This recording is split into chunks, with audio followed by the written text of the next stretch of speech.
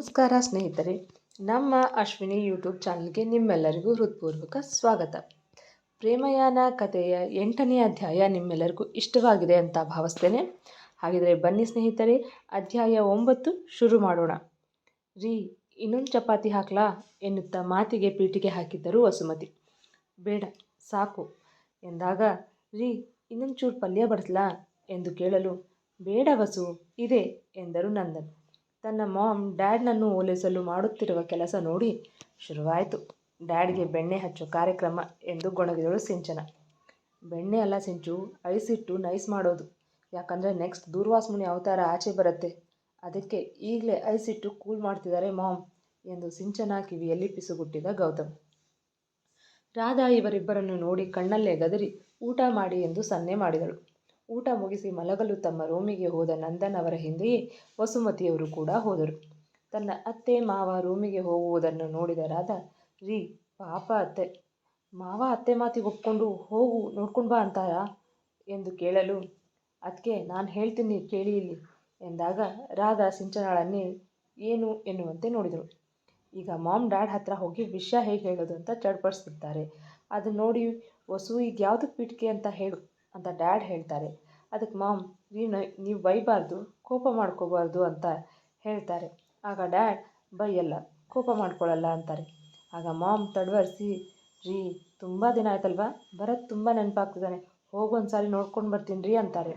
ಆಗ ಡ್ಯಾಡ್, ಯಾವಾಗಲೂ ನಾನು ಕೇಳಿ ಹೋಗಿ ನೋಡ್ಕೊಂಡು ಬರ್ತಿದ್ಯಾ, ಇವತ್ತೇನು ಹೊಸ್ದಾಗಿ ಕೇಳ್ತಿರೋದು ಅಂದಾಗ, ನೀವು ಕೋಪ ಮಾಡ್ಕೊಳ್ತೀರಾ ಅಂತ ಕದ್ದು ಮುಚ್ಚಿ ಹೋಗಿ ನೋಡ್ಕೊಂಡು ಬರ್ತಿದ್ದೆ ಅಂತ ಹೇಳ್ತಾರೆ. ಆಗ ಡ್ಯಾಡ್, ಈಗಲೂ ಹಾಗೆ ಮಾಡಬೇಕು ತಾನೆ, ನನ್ನನ್ನೇನು ಕೇಳೋದು ಅಂತ ಡೈಲಾಗ್ ಹೊಡೆದಿದ್ದ ಹಾಗೆ ಮಾಮ್ ಕಣ್ಣು ತುಂಬ್ಕೊಂಡು ನಿಂತುಬಿಟ್ಟ ತಕ್ಷಣ ಡ್ಯಾಡ್ ಕೋಪ ಮಂಜಿನ ಹಾಗೆ ಕರಗೋಗುತ್ತೆ.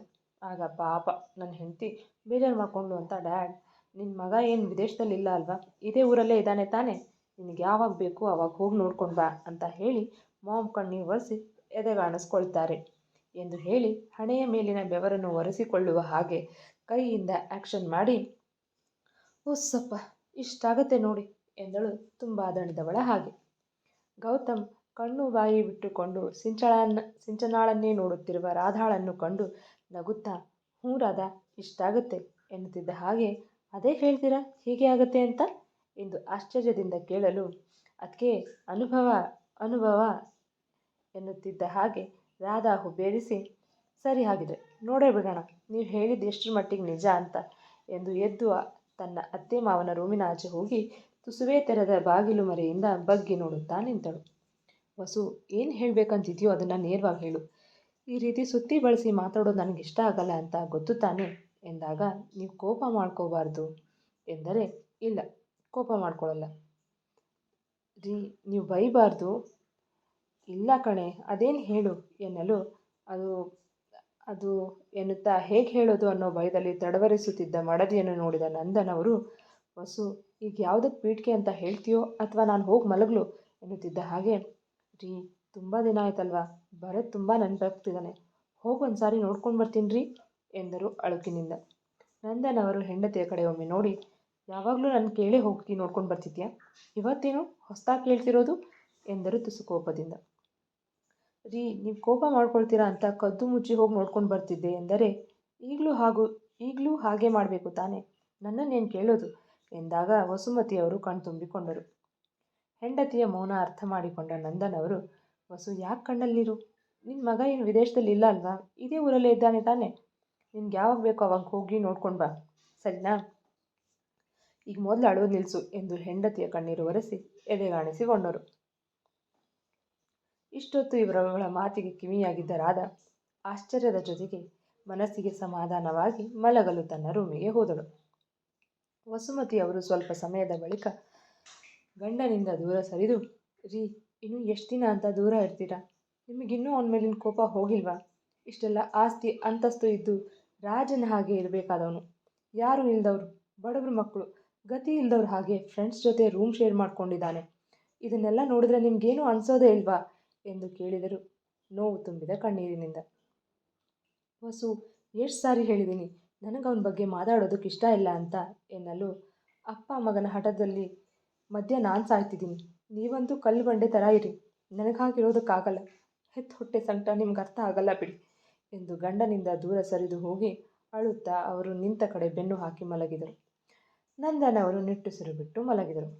ರಾಧಾ ನಗುತ್ತಾ ರೂಮಿಗೆ ಬಂದಿದ್ದು ನೋಡಿ, ಮುಗಿತಾ ಸತ್ಯಾನ್ವೇಷಣೆ ಎಂದ ಗೌತಮ್ ನಗುತ್ತಾ. ರೀ, ಸಿಂಚು ಹೇಳಿದಾಗೆ ಅತ್ತೆ ಮಾವ ಇಬ್ಬರು ಹಾಗೆ ಮಾಡಿದ್ರು, ಸೇಮ್ ಡೈಲಾಗ್ ಕೂಡ ಎಂದು ಕೇಳಿದವಳಿಗೆ ಆದ ಆಶ್ಚರ್ಯ ಅವಳ ಮುಖದಲ್ಲಿ ಸ್ಪಷ್ಟ. ಅದಕ್ಕೆ ಹೇಳಿದ್ದು ನೀನು ಡ್ಯಾಡ್ ಮಾಮ್ ವಿಷಯಕ್ಕೆ ತಲೆ ಕೆಡಿಸ್ಕೊಡ್ಬೇಡ ಅಂತ ಎನ್ನಲು ಹ್ಞೂ ಎಂದು ತಲೆ ಆಡಿಸಿದಳು. ಸರಿ, ಇಷ್ಟೊತ್ತು ಮಾಮ್ ಡ್ಯಾಡ್ ಬಗ್ಗೆ ಯೋಚನೆ ಮಾಡಿದ್ದಾಯಿತು, ಇನ್ನು ನಮ್ಮ ಬಗ್ಗೆ ಯೋಚನೆ ಮಾಡೋಣವಾ ಎಂದು ತುಂಟತನದಿಂದ ಕೇಳಿದ ರೀತಿಗೆ ನಮ್ಮ ಬಗ್ಗೆ ಏನು ಯೋಚನೆ ಮಾಡೋದಿದೆ ಎಂದಳು ರಾಧಾ. ಗೌತಮ್ ಹೆಂಡತಿಯನ್ನು ಬೆಡ್ ಮೇಲೆ ತನ್ನ ಪಕ್ಕ ಕೂರಿಸಿಕೊಂಡು ಅವಳನ್ನು ಬಳಸಿ ವಿಶ್ವ ಹೇಳ್ತಿದ್ದ. ಅವನಿಗೊಬ್ಬನಿಗೆ ಆಟ ಆಡೋದಕ್ಕೆ ಬೋರ್ ಆಗ್ತಿದೆಯಂತೆ, ಅದಕ್ಕೆ ಆದಷ್ಟು ಬೇಗ ತಮ್ಮನೋ ಅಥವಾ ತಂಗಿನೋ ಕೊಡಿ ಅಂತ ಕೇಳ್ತಿದ್ದ. ಈಗ ತಮ್ಮನೋ ತಂಗಿನೋ ಕೊಡೋದ್ರ ಬಗ್ಗೆ ಯೋಚನೆ ಮಾಡೋಣ ಅಂತ. ಇದಕ್ಕೆ ನೀನೇನು ಹೇಳ್ತೀಯ ರಾಧು ಎಂದು ರಾಗ ಎಳೆಯಲು, ಇದಕ್ಕೆ ನೋ ಅಂತೀನಿ ಎಂದು ಎದ್ದು ಬಟ್ಟೆ ಬದಲಿಸಲು ಹೋದಳು. ರಾಧು, ಇದನ್ನು ನಾನು ಹೇಳಿದ್ದಲ್ಲ ಕಣೆ, ಗಾಡ್ ಪ್ರಾಮಿಸ್, ನಮ್ಮ ಕುಲಪುತ್ರ ಹೇಳಿದ್ದು ಎಂದರೆ. ನನಗೆಲ್ಲ ಗೊತ್ತಿದೆ, ಸುಮ್ಮನೆ ಮಲ್ಕೊಡ್ರಿ, ಹೊತ್ತಾಗಿದೆ ಎಂದು ಗದರಿದರೆ, ರಾಧು ಒಂದು ಸಾರಿ ಯೋಚನೆ ಮಾಡೋದ್ರಲ್ಲಿ ತಪ್ಪೇನಿದೆ ಎಂದು ಮತ್ತೆ ಕೇಳಲು, ತಪ್ಪೇನಿಲ್ಲ, ಸದ್ಯಕ್ಕೆ ನಮ್ಗೆ ಇನ್ನೊಂದು ಮಗು ಬೇಡ ಅಂತ ಎಷ್ಟು ಸಾರಿ ಹೇಳಿದ್ದೀನಿ ಎನ್ನುತ್ತಾ ಬಟ್ಟೆ ಬದಲಿಸಿ ನೈಟ್ ವೇರ್ ಹಾಕಿಕೊಂಡು ಬಂದು ಗಂಡನ ಪಕ್ಕ ಉರುಳಿ ಕಣ್ಮುಚ್ಚಿದಳು. ಸರಿ ಬಿಡು, ಇನ್ನು ಮುಂದೆ ನಿನ್ನನ್ನೇನೂ ಕೇಳಲ್ಲ ಎಂದು ಹುಸಿಕೋಪ ನಟಿಸುತ್ತಾ ರಾಧಾಳಿಗೆ ಬೆನ್ನು ಹಾಕಿ ಮಲಗಿದ ಗೌತಮ್.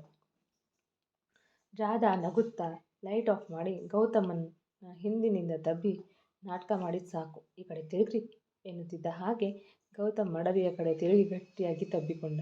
ನಂತರ ಇಬ್ಬರ ಮಧ್ಯೆ ಇದ್ದ ಅಂತರ ದೂರವಾಯಿತು. ಮರುದಿನ ಬೆಳಗ್ಗೆ ನಂದನ್ ಅವರು ಹೊಸ ಆಸ್ಪತ್ರೆಯ ಉದ್ಘಾಟನೆ ಸಮಾರಂಭಕ್ಕೆ ಅತಿಥಿಯಾಗಿ ಬರಲು ಹೇಳಿದ್ದರಿಂದ ತಯಾರಾಗಿ ಹೊರಡಬೇಕು. ಅವರ ಫೋನ್ ರಿಂಗ್ ಆಗಿತ್ತು. ಫೋನ್ ರಿಸೀವ್ ಮಾಡಿ ಕಿವಿಗಿಡುತ್ತಿದ್ದಂತೆ ಆ ಕಡೆಯಿಂದ ಹೇಳಿದ ವಿಷಯ ಕೇಳಿ ಕೋಪ ಉಕ್ಕಿ ಬಂತು. ತಕ್ಷಣ ಕರೆ ತುಂಡರಿಸಿ ಗೌತಮ್ ಎಂದು ಜೋರಾಗಿ ಕೂಗಿದರು. ಗೌತಮ್ ಕೂಡ ಕಾಲೇಜ್ಗೆ ಹೋಗಲು ರೆಡಿಯಾಗುತ್ತಿದ್ದ ಸಮಯದಲ್ಲಿ ತನ್ನ ತಂದೆಯ ಕೂಗಿಗೆ ಗಾಬರಿಯಾಗಿ ಆಚೆ ಬಂದು ಅವರ ಮುಂದೆ ನಿಂತ. ಅವರ ಮುಖದಲ್ಲಿದ್ದ ಕೋಪ ನೋಡಿ ಉಗುಳು ನುಂಗಿದ. ಡ್ಯಾಡ್, ಏನಾಯಿತು, ಯಾಕಷ್ಟು ಕೋಪ ಮಾಡ್ಕೊಂಡಿದ್ದೀರಾ ಎನ್ನಲು, ಆಮೇಲೆ ನಿನಗೆ ಗೊತ್ತಾಗತ್ತೆ, ಈಗ ಮೊದಲು ಕಾಲೇಜಿಗೆ ನಡಿ ಎಂದು ಅವಸರಿಸಿದರು. ಡ್ಯಾಡ್, ಏನು ವಿಷಯ, ಯಾಕಿಷ್ಟು ಅರ್ಜೆಂಟ್ ಮಾಡ್ತಿದ್ದೀರಾ ಎಂದು ಕೇಳಲು, ಈಗ ನಾನು ಹೇಳಿದಷ್ಟು ಮಾಡು ಎಂದು ಅಬ್ಬರಿಸಿದರು. ತಕ್ಷಣ ಗೌತಮ್ ಸರಿ ಎಂದು ತಲೆ ಆಡಿಸಿ ರೂಮಿಗೆ ಹೋಗಿ ಮೊಬೈಲ್ ಮತ್ತು ಕಾರ್ ಕೀ ಹಿಡಿದು ಬನ್ನಿ ಡ್ಯಾಡ್ ಎಂದು ಮುಂದೆ ನಡೆದ. ನಂದನ್ ಅವರು ಮಗನ ಹಿಂದೆ ಹೋಗಲು ವಸುಮತಿಯವರು ಹಿಂದಿನಿಂದ ರೀ, ತಿಂಡಿ ತಿನ್ಕೊಂಡು ಹೋಗಿ ಎಂದು ಹೇಳುತ್ತಿದ್ದರೂ ಕೇಳಿಸಿಕೊಳ್ಳದೆ ಹಾಗೇ ಹೊರಟು ಹೋದರು. ಅರೆ, ಇವರಿಗೇನಾಯಿತು ಇದ್ದಕ್ಕಿದ್ದ ಹಾಗೆ ಎಂದುಕೊಂಡವರು ಸೊಸೆಯ ಬಳಿ ಬಂದು, ರಾಧಾ, ನಿನಗೇನಾದರೂ ಹೇಳಿದ್ನಾ ಗೌತಮ್ ಎಂದು ಕೇಳಲು, ಇಲ್ಲ ಅತ್ತೆ, ಮಾವ ಇವ್ರನ್ನ ಕೂಗ್ತಿದ್ದ ಹಾಗೆ ಇವ್ರ ಹಿಂದೆನೇ ಬಂದೆ. ಮಾವ ಗೌತಮ್ ಅವ್ರಿಗೂ ಕೂಡ ಏನೂ ಹೇಳಿಲ್ಲ, ಆದರೆ ಯಾಕೋ ತುಂಬ ಕೋಪ ಮಾಡ್ಕೊಂಡಿದ್ರು ಎಂದರೆ. ಹೌದಾ, ಒಂದು ವೇಳೆ ಭರತ್ ವಿಷಯ ಏನಾದರೂ ಗೊತ್ತಾಯ್ತಾ ಎಂದು ಕೇಳಿದರು ಆತಂಕದಿಂದ. ಮಾವ ಕೋಪ ಮಾಡ್ಕೊಂಡಿದ್ದು ನೋಡಿದ್ರೆ ನನಗೂ ಹಾಗೆ ಅನ್ನಿಸ್ತಿದೆ ಅತ್ತೆ ಎಂದು ರಾಧಾ ಕೂಡ ಅಂದಳು ಆತಂಕದಿಂದ. ಈಗೇನು ಮಾಡೋದು ರಾಧಾ ಎಂದು ಚಿಂತಿಸಲು, ನನಗೂ ಏನು ಮಾಡಬೇಕು ಅಂತ ಗೊತ್ತಾಗ್ತಿಲ್ಲ ಅತ್ತೆ, ಭರತ್ಗೀಗ ಏನು ಕಾದಿದೆಯೋ ಎಂದಳು ರಾಧಾ ಭಯದಿಂದ. ಭಗವಂತ, ಯಾಕೆ ಹೀಗೆ ಪರೀಕ್ಷೆ ಮಾಡ್ತಿದ್ಯಾ, ಈಗ ಮತ್ತೆ ಅಪ್ಪ ಮಗನ ಮಧ್ಯೆ ಬಿರುಕು ಇನ್ನಷ್ಟು ಜಾಸ್ತಿ ಆಗತ್ತೆ. ದೇವ್ರೇ, ಈಗ ನೀನೇ ಏನಾದರೂ ಮಾಡಬೇಕು ಎಂದ ವಸುಮತಿಯವರು ಇಲ್ಲಿಂದಲೇ ಕಾಣದ ದೇವರಿಗೆ ಕೈ ಮುಗಿದರು. ಈಗ ಅತ್ತೆ ಸೊಸೆ ಇಬ್ಬರು ಚಿಂತೆಗೆ ಬಿದ್ದರು. ಗೌತಮ್ ಕಾರ್ ಚಲಾಯಿಸುತ್ತಲೇ, ಡ್ಯಾಡ್, ಏನು ವಿಷಯ, ಯಾಕಿಷ್ಟು ಕೋಪ, ಟೆನ್ಷನ್ ಮಾಡ್ಕೊಂಡಿದ್ದೀರಾ ಎಂದು ಕೇಳಲು, ಈಗ ಕಾಲೇಜಿಗೆ ಹೋಗ್ತೀವಲ್ಲ, ನಿನಗೆ ಗೊತ್ತಾಗುತ್ತೆ ಎಂದರು ಗಂಭೀರವಾಗಿ. ಗೌತಮ್ಗೂ ಈಗ ಅನುಮಾನ ಬರೋದಕ್ಕೆ ಶುರುವಾಗಿತ್ತು. ಡ್ಯಾಡ್ಗೇನಾದರೂ ಭರತ್ ಬರ್ಣಿ ವಿಷಯ ಗೊತ್ತಾಯ್ತಾ? ನಾನು ನೆನ್ನೆನೇ ಸೈಬರ್ ಸೆಕ್ಯೂರಿಟಿ ಅವರಿಗೆ ಹೇಳಿ ಆ ವಿಡಿಯೋ ಡಿಲೀಟ್ ಮಾಡಿಸಿದ್ದೆ ಅಲ್ವಾ, ಮತ್ತು ಹೇಗೆ ವಿಷಯ ಗೊತ್ತಾಯಿತು ಎಂದು ಸ್ವಲ್ಪ ಹೊತ್ತು ಯೋಚಿಸಿ, ಓ ಗಾಡ್, ಈ ವಿಷಯ ಭರಣಿ ತನ್ನ ತಂದೆಗೆ ಹೇಳಿದಾಳೆ, ಅದಕ್ಕೆ ರಾಜಾರಾಮ್ ಅಂಕಲ್ ಫೋನ್ ಮಾಡಿ ವಿಷಯ ತಿಳಿಸಿರ್ಬೇಕು. ಭರತ್, ನೀನಿವತ್ತು ಸತ್ತೆ ಕಣೋ ಎಂದು ಮನದಲ್ಲೇ ಹೇಳಿಕೊಂಡು ಪೆಚ್ಚಾದ ಗೌತಮ್. ಮುಂದುವರಿಯುವುದು. ಕೇಳಿದ್ರಲ್ವಾ ಸ್ನೇಹಿತರೆ, ಪ್ರೇಮಯಾನ ಕಥೆಯ 9ನೇ ಅಧ್ಯಾಯ. ಈ ಸಂಚಿಕೆ ನಿಮಗೆ ಇಷ್ಟವಾಗಿದ್ದರೆ ಒಂದು ಲೈಕ್ ಕೊಡಿ, ನಿಮ್ಮ ಅಭಿಪ್ರಾಯವನ್ನು ಕಮೆಂಟ್ನಲ್ಲಿ ತಿಳಿಸಿ. ಹಾಗೆ ಇನ್ನೂ ಯಾರೆಲ್ಲ ನಮ್ಮ ಚಾನಲ್ ಸಬ್ಸ್ಕ್ರೈಬ್ ಮಾಡಿಲ್ವೋ ಈಗಲೇ ಸಬ್ಸ್ಕ್ರೈಬ್ ಮಾಡ್ಕೊಳ್ಳಿ. ಪಕ್ಕದಲ್ಲಿರೋ ಬೆಲ್ ಐಕನ್ ಒತ್ತೋದನ್ನು ಮರಿಬೇಡಿ. ಹಾಗೆ ಮುಂದಿನ ಅಧ್ಯಾಯದಲ್ಲಿ ಮತ್ತೆ ಸಿಗೋಣ. ಧನ್ಯವಾದಗಳು.